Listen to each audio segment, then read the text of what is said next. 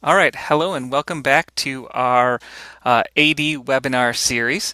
I'm excited to have Stephanie Lansing with us today. She leads the Bioenergy and Biotechnology Lab over at the University of Maryland and works on the nexus of renewable energy, water quality, waste treatment, and human health. She is an agricultural ecological engineer and she works with social systems, so sort of thinks about all the aspects that are important or critical to making these systems function. And she serves as the vice chair of Maryland's Food System Resiliency Council. She's been working on anaerobic digestion systems, bioplastic formation from waste, microbial fuel cells, and has 20 years of experience in the renewable energy area as well as extension education. So I'm super excited to hear what she has to say today. She's worked on anaerobic digestion systems from small to large throughout the world, and one of the things that she has some expertise in is in food waste and food residual processing, which is one of the areas we've been getting questions about from those of you on the series about what does that mean, how does it impact digester performance, and maybe what are some of the challenges we might have to work around. So super excited to have Stephanie join us today and share her expertise. So thank you, Stephanie. Thank you, and thank you so much for having me. I will just get right into it. When we think about adding food waste to digesters, really we're thinking about we need nutrients to grow food, right? So, whether we get those nutrients from food residuals, from composting, biochar, poultry litter, biosolids, or manure, the idea is when we add food waste, we can get rid of some of the chemical additions that we have to grow more food. So, really thinking about putting more waste and recycling that critical within this circular economy context when we think about using animal waste to grow food, and then using food waste as well. And so the idea is if you kind of think about our base circular economy, manure, soil, food, can we add food waste into this with our animal waste to create bioenergy with an expanded circular economy system? So you can have a food waste only digester. So this is a digester here in Jessup, Maryland. It processes 110 tons of pre-consumer food waste. So it's actually stationed in more of an industrial area where they do a lot of like pre-chopping for restaurants. They do a lot of canning and other, it's kind of as a food complex. And so at this site, they upgrade to renewable natural gas. And then they separate the solids after, again, these are their liquid based digesters. This is a liquid system, a traditional kind of continuously stirred reactor. They separate their solids after digestion. The solids are sold as kind of like a composted product. It's not composted, but sold as a solid fertilizer product. And then what they do with the liquids is they actually do reverse osmosis of the liquids to get a little bit more nutrients out. And then the remaining liquids are actually sent to a wastewater treatment facility for treatment. So again, they're able to recover the nutrients at two different stages, produce the biogas, produce the renewable natural gas from only food waste, and then send the liquids to wastewater treatment. Again, this is in a pretty urban area. You can also do dry digestion of food waste. So with the dry digestion, so this is the food waste and yard waste that's coming into the system. So it almost looks like compost coming in, and this is after the system. So what they do, they just bring it into these almost like a storage unit, right? These trailer things. They bring them in here. This is the biomass, and basically the leachate is collected and recirculates and percolates through this biomass to keep it wet because you do the moisture. Microbes need moisture. And so they do keep it wet. And as they digest it down, more leachate is created and it recirculates, almost like a landfill. And so here you can see kind of loading the food waste. They just kind of put it into this batch system, and these are their digester bins and negative pressure for smell. So can have a little less if you do this food waste only dry digestion compared to liquid digestion.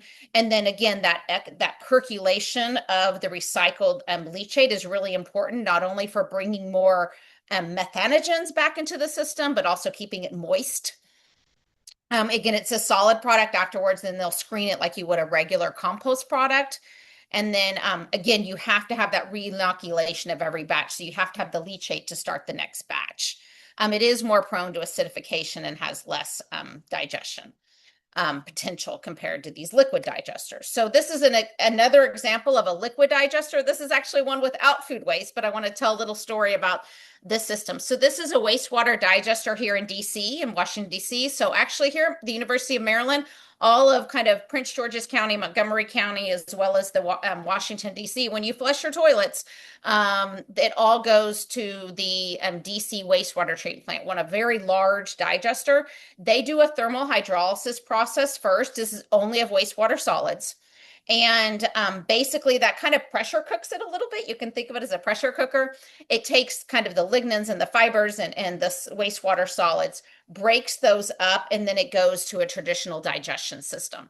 So they produce 10 megawatts of energy. They're actually the largest user of energy in the DC area and the largest producer of renewable energy in the DC area. So they're able to power about 8,000 homes. When they originally built this wastewater digester, they oversized it with the idea that food waste would come into the system and they would do a food waste co-digestion system with the wastewater solids, as well as the food waste coming in, getting a tipping fee.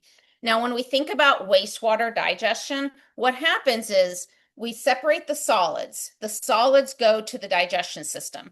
They actually found that their greatest reduction in costs, as well as greenhouse gas emissions, is not from the renewable energy that they produce, but it's from that reduction of solids that they have. So again, as I said, this is a massive wastewater treatment plant taking from DC and many, many different cities around DC.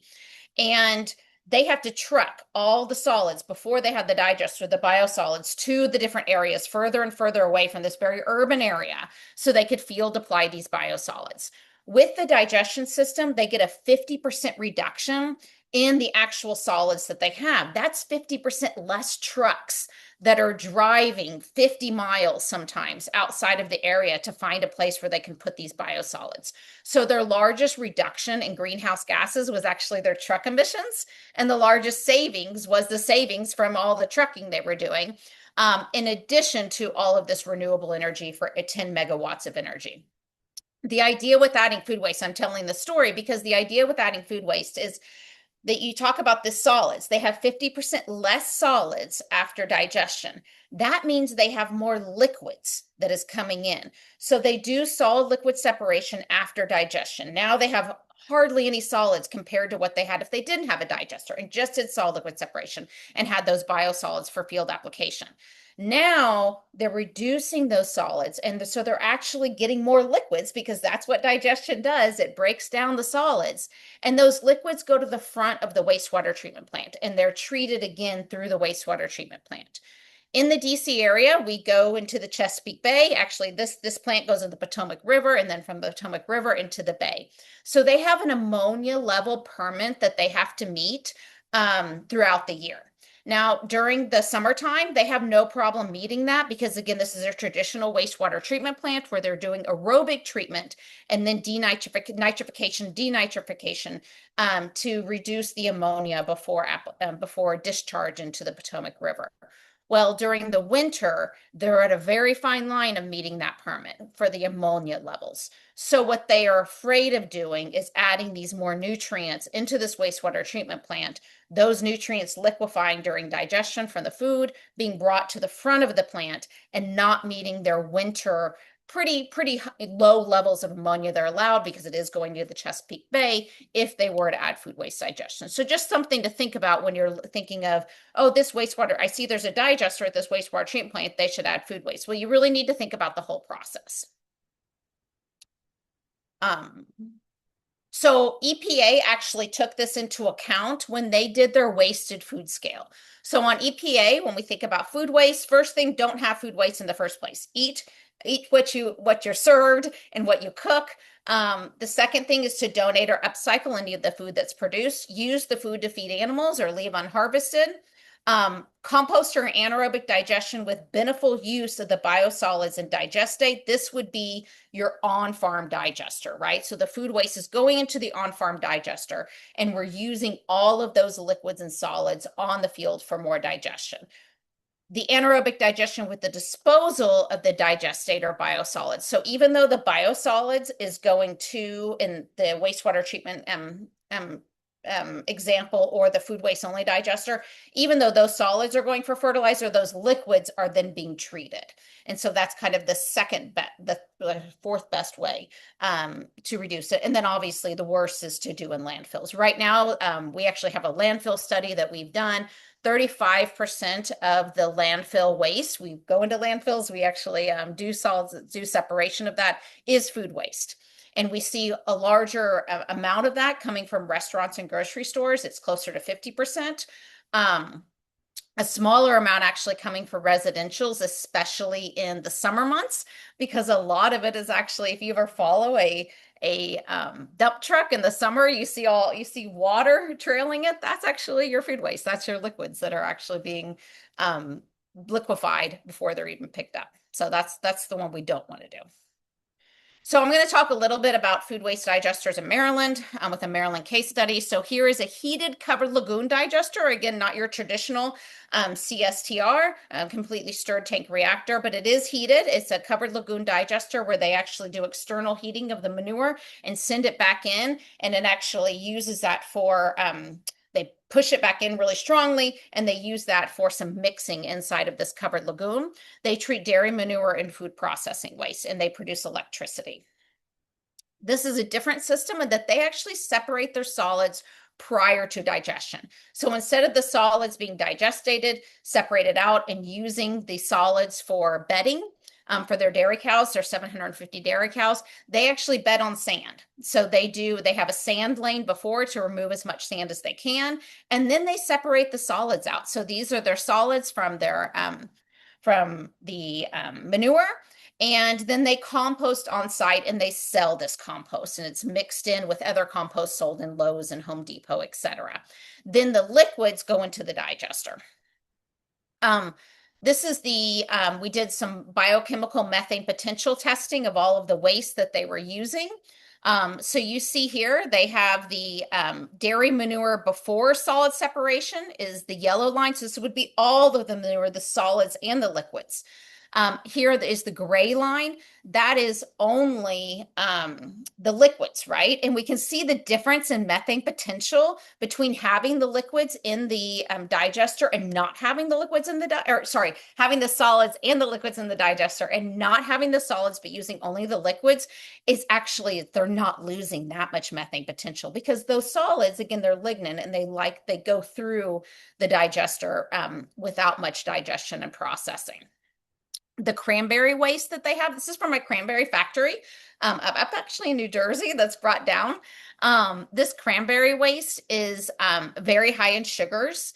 And so you can see that it takes a minute before it digests. It had a lag phase, which none of the other systems did. It is a little acidic. And so they mix it with this dissolved air flotation. I'll talk a little bit more about dissolved air flotation in a minute, but it's basically waste from a poultry processing plant. And that immediately takes off. So they combined all three of these together. And so here we have, again, the all combined, the dairy manure and these wastes, when they're all combined, because these have a more acidic, we actually get way more energy from the combination of the manure with the cranberry because the dairy manure has this alkalinity and has the ability to really buffer this acidic waste, especially the cranberry waste. And so again, we can see with the solids and liquids only, we get about the same of having the liquids only in this digester. So we did a life cycle assessment on this digester. So this manure and food waste digester, again, the digester comes in, they solid separate, and that goes to composting. The biogas is enough for about 190 homes per year. So 2,000 megawatt hours of energy. But the CO2 reduction is 20,000 tons of CO2, equivalent of taking 4,000 cars off the road. So just down the road, literally from them, they have this a different system, but the farmers have this digester, and then another farm has a solar farm.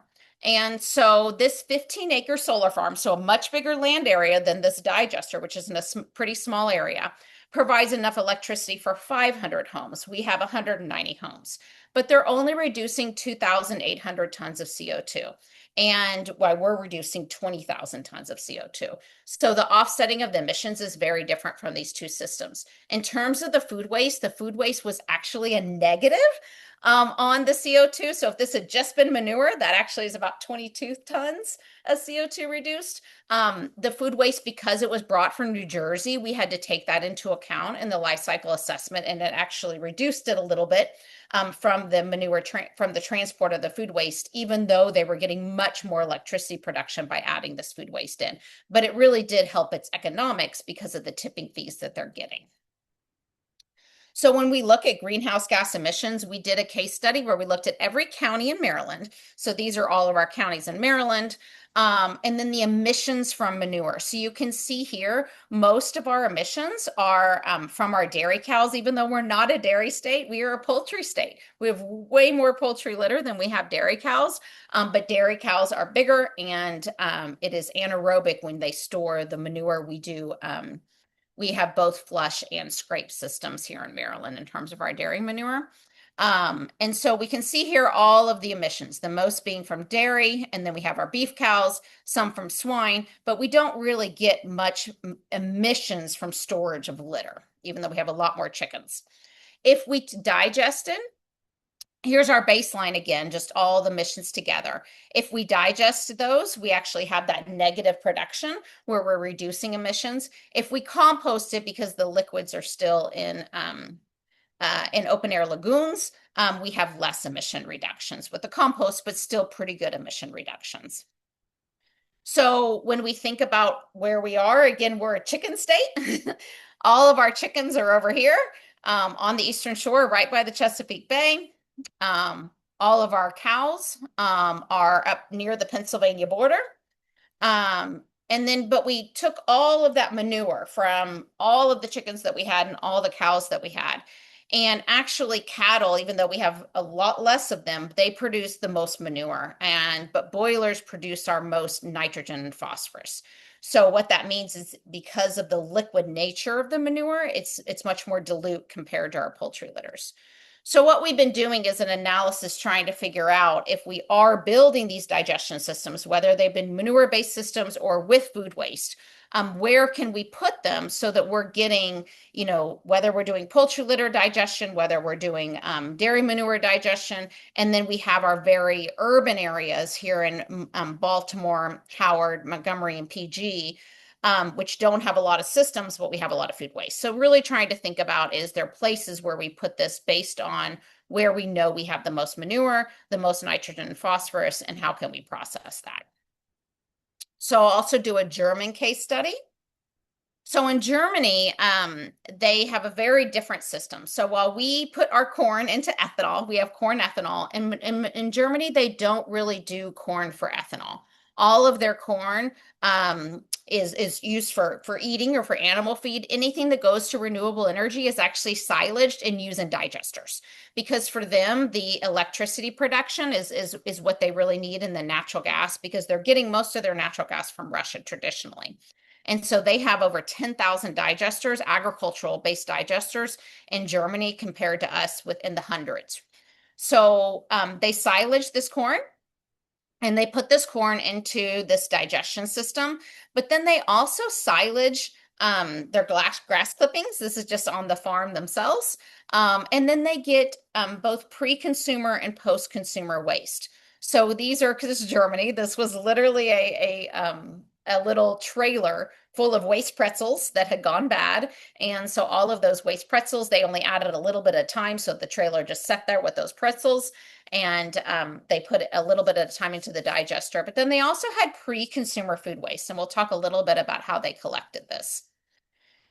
And so we did a assessment of the different manure that they had. Their dairy manure, if you saw on the other graph, we had about 100 liters of methane per kilogram VS. Their dairy manure was much lower. It was stored in the barn much longer. It wasn't cleared out. So we had a lot of emissions that were happening and degradation happening in the farm itself. They have this They had corn silage, or here we have, oh, other dairy manure that wasn't stored. That's closer to what we would see here. So they had two different types of dairy manure. Their grass and corn silage was here in terms of methane production, and their food waste was much higher in terms of methane production. They heat their food waste because of German regulations, and we'll go into that process in a second. So we looked at if the heating actually made a difference in methane production, and it doesn't. But the food waste again increased grass production by about 400%, which is similar to what we saw in the US, and the maize silage by 200%. In this system, 70% of the gas was due to this food waste. It was about 60% of the volume. So the amount of manure to food waste was pretty high on the food waste side. And then compared to the lab to the field, you rarely see this, but in Germany, the field was actually higher. 20% more gas in the field than the lab. You can see here we did this for 30 days. German regulations require you to cover the digestate, and they still use that digestate cover for in their generators for gas production for 110 days. And the reason they do that is because the corn that goes into the digester, that's something that wouldn't produce methane emissions before, right? And because they're adding that into the digester, they're now digesting it and it may produce methane emissions. So because of that, if you use corn silage, you have to cover your digester for 110 days. And almost all of the digesters there do co-digest manure and corn. So this system, this farmer had a really innovative system. And so what they did was these are their food waste containers, and all of the surrounding areas from his farm. He was in kind of a not like ex-suburban area. He would go around to the restaurants, the nursing homes, schools, and he would provide them with trash cans every day or every other day. And then he would pick up the trash cans, but these trash cans being for food waste only, and bring them into his digester. So this is what he liked the food waste to look like. And this was poor. So this is actually a Pizza Hut in Germany. This was poor separation. Now, the difference being, if we're here in the US and we try to do this system, we can't fine the Pizza Hut or the school for their poor separation. In Germany, he can actually issue a fine. And so because they're required to do food waste separation, even residents are required to put it into different bags. They actually can get up to $100 fine for this poor separation. So there's an incentive for them to separate correctly. And so here is our farmer, and here is what he does. He brings each container one by one into the system that he built. It tips the food waste in, and then he uses a hose to clean it off. And then it tips it again. And that's what goes into his digester, the washings of it, plus that. And then he actually uses some of the hot water. He uses some of the hot water that's produced, or the hot water energy from the digester. He actually uses it to run behind it as he almost has it's like a car wash for his trash cans. And he runs hot water that's preheated from the excess energy from the combined heat and power unit. That excess heat is used to run hot water in these trash cans that go through this kind of car wash before they go back to the municipalities to make sure they're sterilized. And then he puts them into these vats. German law requires them to heat for 70 degrees for at least 1 hour. So it's heated for an hour and then it goes into the digester. What this means is that this little warehouse that he has smells amazing. It smells like hot soup. And so he doesn't get bad smells or odor complaints because he basically makes soup and then he puts the soup into the digester. So here is kind of this corn silage bunker. So here are the students, we were collecting samples. Again, you can pre-process the silage. They have milling units that you can use. Here is the fresh silage, before, and then it often goes through a screw press to go into the digester. So with Germany, again, they don't use corn for ethanol. They use corn in their digesters. But by 2022, they had to reduce the amount of corn that they put in there to less than 44%. And then based on the size of your system, you actually got more electricity cents basically for your digester. So if you had a huge 20 megawatt digester, so the DC digester, the DC wastewater digester was only 10. So this is huge. Then you only get 6.7 cents for your digester. But if you're a farm that just has a 150 watt kilowatt digester, similar to the farmer we were working with, then he actually gets 15.6 cents. So the smaller the system, the more incentives you have because they realize that costs are not linear with the size of your system, that it's much more expensive to build a smaller system. So they also have incentives for using the waste heat from their generators. So they're often have drying wood, or they might have local heat if there's the school nearby or some kind of community center, and they use that for radiant heating in the winter. Then they get more money for their system, and they also get incentives for having two generators.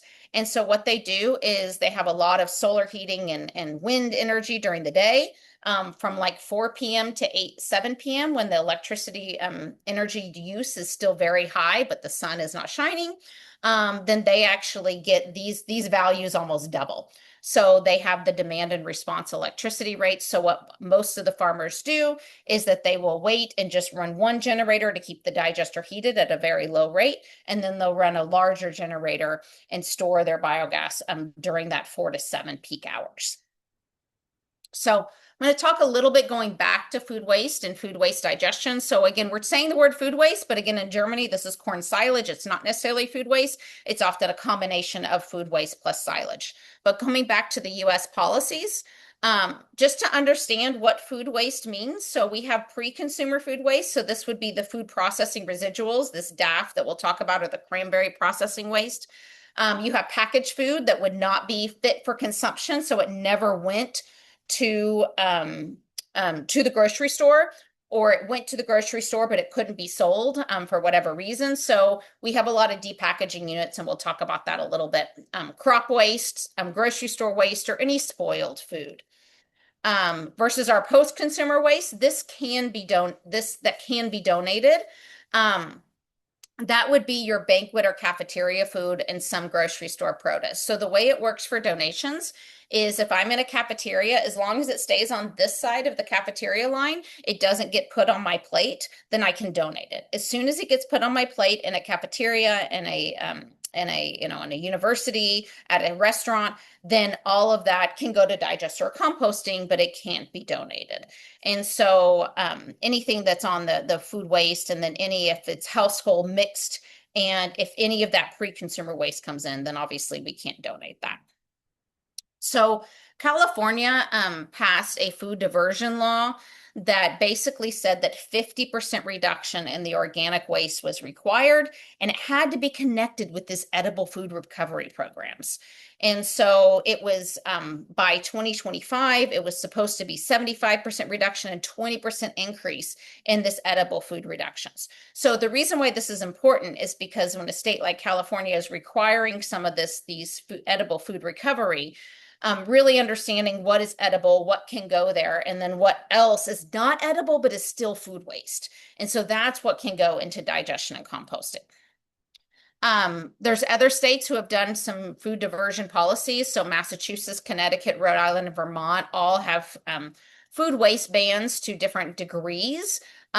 So depending on whether it's a warehouse or a manufacturer, processor, or supermarket, can't do that. Vermont is the only one that in the last assessment also include residents with source separation of food. So residents are now required, just like they do in Germany. In Vermont, they also are required to source separate.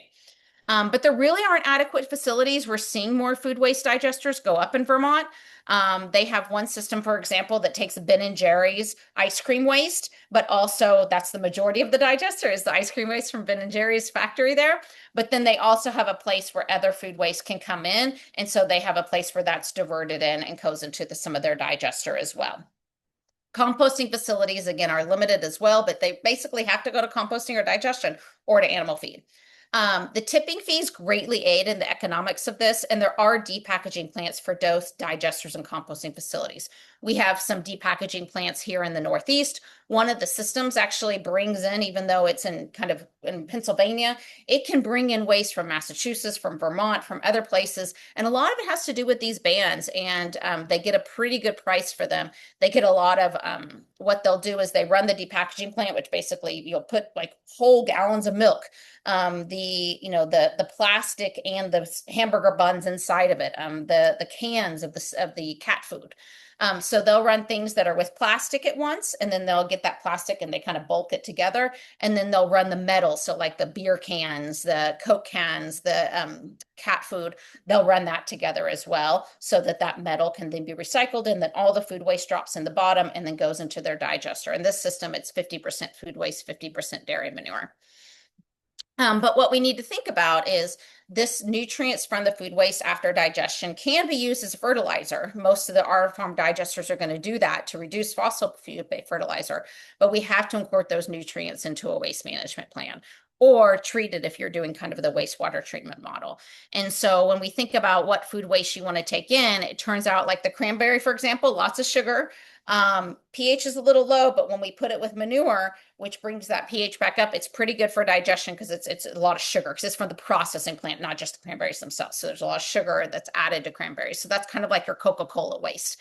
You add waste to Coca-Cola, there's not much else. There's not much nutrients in Coca-Cola. It's just sugar. And so it doesn't really affect your nutrient management plan. The DAF, which is the processing waste from the poultry facility, that has a lot of phosphorus in it. And so that is potentially going to affect your nutrient management plan.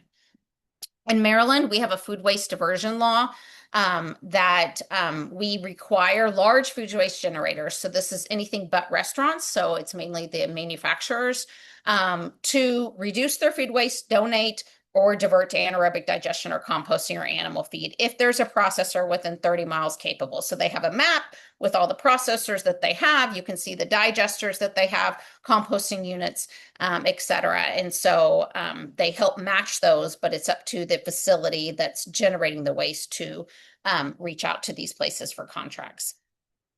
In Maryland, we also have an anaerobic digestion coordination and guidance committee. Basically, it was becoming obvious we had digesters that were wanting to come online. In Maryland, most of them being farm-based, and nobody knew where they were supposed to go, what permits they were supposed to get. We are a very permit-heavy state. We like to give people we like to have a lot of permits. A lot of it has to do with protecting the Chesapeake Bay. But basically now we have this guidance committee. So I'm part of the committee, and there's a lot of us on the committee, both from all the state agencies that would be involved, as well as the university, to help them coordinate and separate. So the farmer has a guide of where do I go for this permit? What do I do for this one? What do I do for this one? And so that's hopefully going to be released this spring. So I want to go back to the dissolved air flotation. So this DAF is basically, you have all the waste that comes from like a poultry processing plant, right? You're making your chicken nuggets, and basically the solids we separate out, and those go to rendering usually. So they're still used for either ground down for food, for dog food or other things. So what's left is just the liquids. And then those liquids, we put in a coagulant and air, and all the stuff, the proteins, the dissolved nutrients, the fat, everything floats up to the top, and we skim that off. What's left over, we call ammonia water. So they'll either field apply that water, or they will put it into kind of these wetland evaporation ponds. But all that stuff that comes off, all the DAF with all the solids and the proteins and the fat, we got to do something with that. And so it is often field applied, and the nutrients used to grow crops, or it can be put into the digester. So increasingly, we're seeing in this area where we have a lot of poultry, more DAF put into our digester. One of the reasons is it's liquid and it smells. So it's not really great for composting, and it smells. And so right now we have required a food processing residual, which is what DAF is called, a utilization permit. There was a lot of odor complaints with the use of this in field application, not having to do with digesters themselves, but with just storing this and applying it to fields. So now we have a residual permit that you have to get We also have a rule now that it has to be injected or incorporated due to odor concerns. It used to be that if you digested and composted, that wasn't part of it. Right now, they're going through some changes, but it looks like right now, even if it's digested or composted, we still have to incorporate it or inject it when we do field apply. So this doesn't address the odor from storage, but it's at least going to the right way. So we have a lot of the Department of Agriculture deals with a lot of complaints due to odor. So we're trying to figure out what to do. So when we talk about manure injection, here's a manure injector, but it can also be a DAF injector. And so basically it's for liquid waste and it puts it below the surface to reduce odor and runoff. So according to this injury, this DAF that's generated in this Delmarva region, it's about 64 million gallons from 4.4 billion pounds of chickens. And this is specifically in and out of Maryland counties. And what you can see is that we have a lot of DAF that's exported and imported. So more of the DAF comes into Maryland to put on fields than goes out of Maryland. And so 85% of this DAF was generated out of state, came into Maryland, it in field applied there, but that was reduced to 72% in 2022 when we had this phosphorus management tool, which did our nutrient management planning, not only based on the nitrogen, but also based on residual phosphorus that's in your soil. And so now DAF is more moving into Pennsylvania, which increased from 800,000 gallons in 2020 to 6.8 million in 2022. And then again, 2 of our digesters, and then we have a third one coming online it's online now, but it's starting to receive DAF. So when we think about this DAF, it's basically a mix of screened grease and food waste. So it has a very high methane potential. And so that's really what we're seeing driving some of these new digestion systems, at least in this area, is wanting to get the tipping fees from the DAF. And actually, it's a very pretty consistent source that we just have a lot of due to the poultry processing. Okay, so if we are going to do food waste digestion, what are some of the considerations you need to think about? So one of them is the large variability. Okay, so this is a study, not our study, but another study that basically we've got dog food, we've got dairy manure, we've got meat, pasta, switchgrass, ice cream, and you can see here that the oils in the ice cream and the dairies are higher, but look at these huge error bars. So again, this error bar is about as big as the actual methane production itself. So a lot of variability. So you really need to think about when we just say food waste can be anywhere in here from something that's close to 100 or close to 500. We did, again, I talked about a little bit about this landfill study that we did. So we did a lot of work of trying to understand where we're getting food waste and how to not get it to go to landfills. So here, our green is our food waste. We can see the grocery stores have a lot of food waste in their waste. We literally sorted out their dumpsters. As I said, the landfills have a lot less because it really degrades before it gets to the landfill and gets mixed up with everything else. The restaurants and the schools, we can see here that this is, as I said, closer to 50%, and then the schools have a lot more paper, but still have a lot of food as well. So we looked at the different type of food waste in this landfill waste. And so in the landfill waste, our yard waste had a lot less potential, again, around that 200, which is what we expect. While again, our mixed food waste, pretty consistent, pretty high, with our dairy being the highest in terms of the type of food waste due to the high fat and protein content. So if we're thinking, I have a digester and I want to think about bringing these offsite residuals, I need to think about the characterization of the waste. Is it something with a lot of fibers, nutrients, sulfur, organics? What is this? Is this cranberry waste? Is this DAF that has a lot of a lot of phosphorus? Is this something that has a lot of like broccoli, grocery store waste that has a little bit more consistency to it that I may need to be pulping before I go in? Really thinking about what the waste is itself. The retention times, again, talking about that solid liquid separation. So we had a farm that separated the solids first and then digested all the liquids. They had a shorter retention time. If you looked at that graph, we can see, but by about 15, 20 days, we got all the methane that we were going to get. And so depending on the solids that come in, you may need to change your retention time, depending on if it's solid waste or liquid waste that you're bringing in from off farm.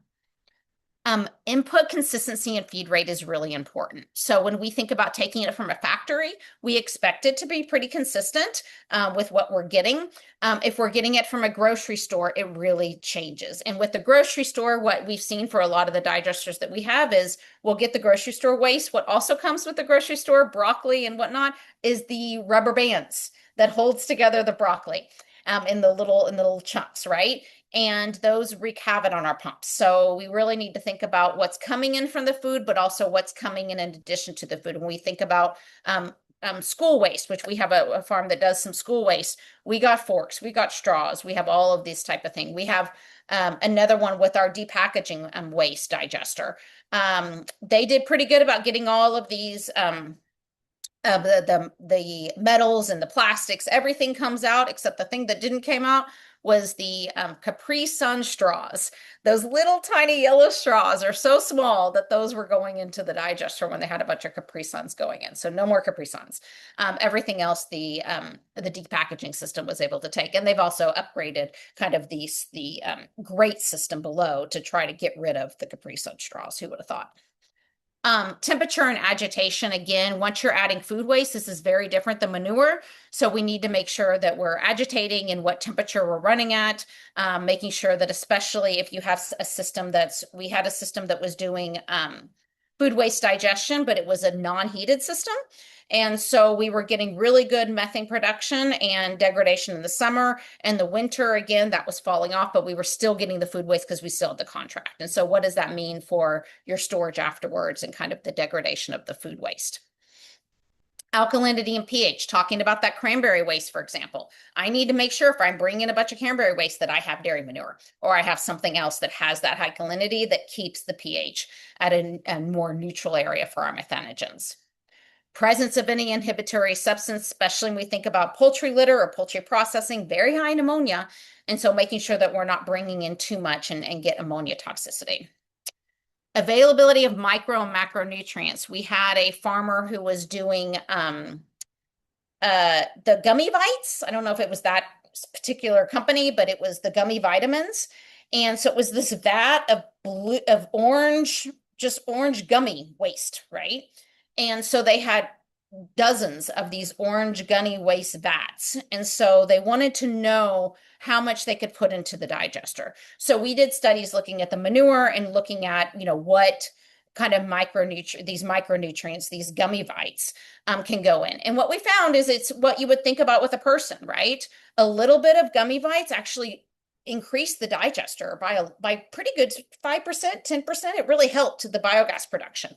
If we did 20% by volume of gummy bites to manure, we killed off our bugs. We actually were toxic.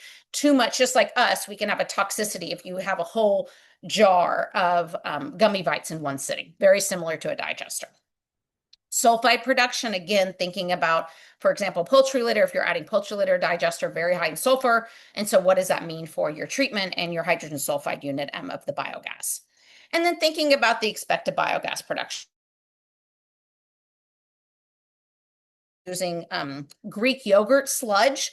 So it was the sludge from the Greek yogurt processing plant. It was great. As I said, dairy's awesome. So it was great for anaerobic digestion production. The problem was they were adding it once a week. And so what we said is, no, we don't need to do once a week. We're going to do a little bit every day because it's too fluctuating, right? So we need to make sure that we understand with that BMP, that methane potential testing, it was off the charts.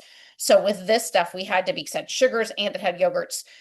So we need to make sure that we were feeding it a little bit and not giving it a tummy ache. And then how are we going to use the digester products year round? We had an Amish farmer that we were working with that wanted a digester only for running their fans for their dairy cows in the summer. And so that was a really good use of it because what they were doing is using they weren't going to heat the digester, just use it during the summer. And then they were going to blend it in with their diesel generator to actually have less diesel use with half biogas, half diesel. So thinking about that for doing small scale. So my advice, start with volume and water content because the water coming in is the water coming out. And that's going to affect your retention time. That's going to affect how big your digester is. So, and the water is not going to change. And so this really affects, and it affects if you're going to do a solid separation, if we're using these solids for bedding. So start there. If you're a farmer, what is your extra nutrient capacity? Because food waste will be part of the approved nutrient management plan. Can you handle this liquid effluent stream on your farm? And how much fertilizer use are you really offsetting? And then if you install a solid separator, are you selling them off farm? Do you have a storage area? Do you have a market? How are you doing that? If it's your bedding material, again, are you going to move to digested solids, and how does that affect your bottom line? So managing those effluents. So here is an example of a cow pots. So this is from a digester. So after the solid separation, they actually use these for to create these little cow pots, which is great. And that comes from their small digester. You also have farms that are using way more food waste than manure. So here we have a farm in Massachusetts that is using 9,000 compared to 36 tons of food. So again, the manure is kind of the base to keep the alkalinity up, and it's on a farm. But again, the food waste is really what's most of it. Most of our farms in Maryland are usually either 50-50 or lower than 50-50 food waste if they are doing manure plus food waste. But you can push it, but you need to plan it carefully.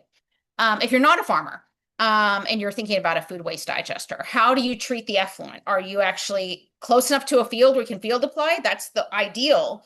Or do we have to send it to a wastewater treatment plant? Then how many nutrients can we get off before we send it to a wastewater treatment? Because we're going to have to pay for a discharge permit based on the nutrients and the organics that we're putting down there. We're going to be pretty good about getting rid of most of the organics, but we're going to have dissolved organics and we're going to have nutrients. And then what is the transport distance for this food waste, for any effluent solids, liquids, et cetera, if we're going to put them on a field versus if we're going to put them in a wastewater treatment plant?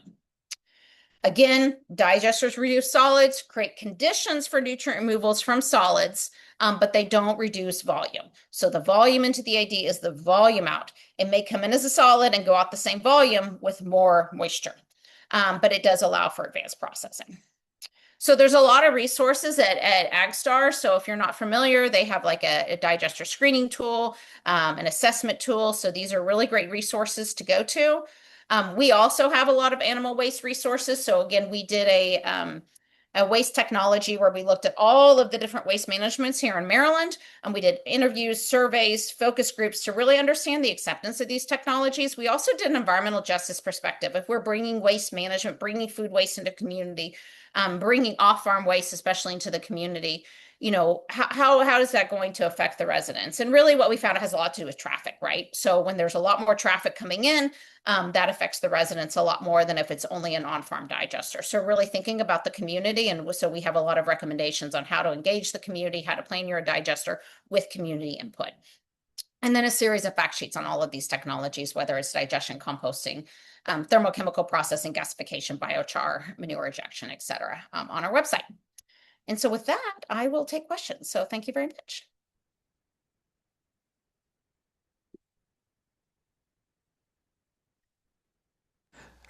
Big thank you, Stephanie. That was great, super dense, and we did get quite a few questions. A few of them are there in the chat, and then I got a couple that were sent directly to me, and we'll try and get through them. I'm going to do my administration stuff really quick. Hopefully. There we go. And share that. Okay, so I'll start going, as you're doing this, I can start going through some of the questions that I'm seeing in the chat. In terms of Maryland, dry and wet digestion of chicken manure. So the digester, we only have one digester in Maryland that's doing only chicken manure, and it actually is doing a wet digestion system. And so it is, oh, and good, you're going to learn more about Denmark. So some of the Germany questions will likely be relevant to our next speaker from Denmark. So that'll be great. And Dan, I guess you're the next speaker, right? I am. I got to go on a trip to Denmark, so I'm going to tell you what I saw, and some of it will be relevant, and then some of it Denmark told me we're very different from Germany, so it'll be good. Yep. So in Maryland, the one system that we have that's only dairy manure, or it's only poultry manure only, they actually do a solid liquid separation system. Then they do a filter press to get more of the liquids out. They do a struvite extraction, and then they send the liquids back to the front of the plant to wet the poultry litter solids before they go in. So it is a wet digestion system. Again, in Germany, you see a lot more poultry litter plus dairy manure plus corn solids. So poultry litter is just like a portion of it. And so it just gets added in kind of with the liquid manure and the liquid food waste, as well as the corn silage to go on in. So even these digesters with corn silage, or which is kind of a similar consistency to poultry litter, depending on how you're processing it. What they will do is some of them are just completely liquid. Some of them are like these almost screw press systems where it's um, these what do you call them? More of a plug flow system. And so they kind of come in at pretty high solids and then they plug flow. And with some of their food waste only digesters that they have in Germany, what they do is they do again this plug flow system. Then they take the liquids and they bring about a third of the liquids back to the front of the plant, which has that methanogens in it, and then re-liquefies that kind of more dense waste that's coming in and that comes back through. With their food waste only digester, one of the things that they have as well is they have a metal magnet screener before it comes in. And then they also have another screener that gets out the kind of the big particles. So even some of the things like we saw some whole apples that kind of got out of the screening process, which they can kind of move through those, sort through them if they want to. But again, they have a little bit of pre-processing before it goes into the food waste only digester, which is still liquidy, but it's like a plug flow. It's kind of dense. And then they bring the liquids back to the front, just like the poultry litter digester does. Perfect. So now my teasers. I will be talking next week about my trip to Denmark, so tune in for that. I thought it was a great experience, really interesting, and I got some great pictures to share with you. If you want another newsletter or haven't signed up for ours, I'll drop the link in the chat, but I do think we try and put it out quarterly so we don't spam you, but we let you know what's going on and what we heard in all our talks over the last quarter. And then if you missed a webinar or want to forward it to someone else, there's our YouTube channel link, just Dr. Manure on YouTube. All right, now we'll try and get back to questions without my screen in the way. So I think one of the ones that people wanted is it's interesting to see Germany still using electricity. Do you have any comments about sort of how they're incentivizing electricity versus natural gas and why they're choosing electricity? Yeah, so we're seeing more movement towards renewable natural gas. There was incentives for only electricity, and that's really what they were doing. We visited one system, this huge digestion system. This was about 2 years ago in Germany, and they were actually using 100% of this like cup. It was called, what was it called? Like cup flour. It's actually a native it's from America. It's America's native plant, but it's kind of like switchgrass, but it's not switchgrass, but it's very similar to switchgrass. It has really long roots. And so they were getting carbon sequestration payments from it, and then they were silaging it and putting all of it in their digester. And they actually had a hybrid system where they were doing half, because it was a huge system, like 10 megawatts or something, but they were doing half renewable natural gas that they were doing 24 hours a day. And then they were only doing electricity from 4 to 7 to get those rates. And then they used that electric to then heat the digester. And so that was being used for their heating and for some of their heating needs. So you're seeing some movement towards renewable natural gas in Germany, but before their electricity rates were so high that that's what you were getting. So here in the US, again, depending on the state that you live in, you have different electricity rates. For Maryland, we have net metering only to 200% of your own use. So if you have an ice cream factory on site, or if you have something else that uses a lot of electricity, that 200% can be pretty high. If you're just a small farmer and you're not using a lot of electricity, that 200% is pretty low. And then after that, you have to enter a power purchase agreement. Pennsylvania, we have to enter a power purchase agreement from day one. There is no net metering. So it really is a state by state, versus with the renewable natural gas incentives, that is a nationwide and a pretty high rate. So that's why you're seeing more of those systems, especially in California. Mhm. And then Brad asked a great question about one near and dear to my heart. Is there any guidance in Maryland for digestate use? That is, do you differentiate nutrient availability of manure compared to digested manure or something similar to that? Or does it change the value that people are willing to pay or willingness to take those nutrients potentially? Yeah, so there's a couple layers to that. So from a nutrient management point of view, when we do nutrient management plans, we're agnostic to the type of waste that comes in. So we just run the numbers in terms of the nitrogen and phosphorus and potassium, but we don't care if it's a digestate, if it's a compost, if it's a manure, if it's a liquid, it's a fertilizer. So in terms of regulations, it doesn't matter if it's a digestate or not. Now, in terms of use of that product, most of our farmers use it on their own farms or the neighboring farms, right? And Hmm. so the digestate that is sold as kind of solid separated and sold out, that's usually mixed with something else. So you may not even know it's digestate. It's just kind of a mixed Scott's, fertilizer bag that has digestate in it. So I wouldn't say from a marketing point of view necessarily you're getting more value because most of ours are farm based. Now the one in Jessup, Maryland that's only food waste only, again, they do sell that those solids out, but I'm pretty sure it's part of a mix. It's not by itself. Perfect. And then you commented on this a little bit. Paul had a question about especially running DAF in your digester and temperatures, especially related to minimum temperatures you maybe have to maintain to get that stuff to digest.